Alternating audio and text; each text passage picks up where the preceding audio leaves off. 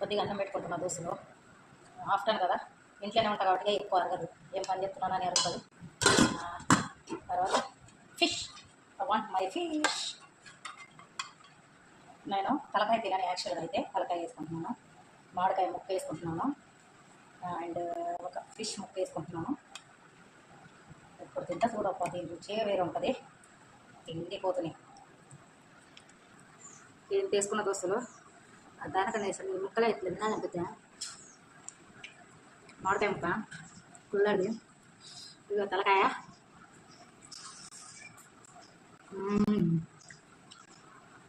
Juicy జ్యూసీగా ఉంది.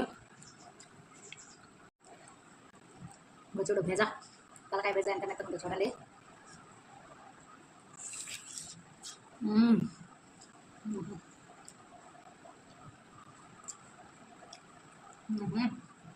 మస్తు టేస్ట్ ఉన్నది. తలకాయ అందుకే తింటారేమో దోస్తులు, నాకు కూడా ఐడియా లేదు.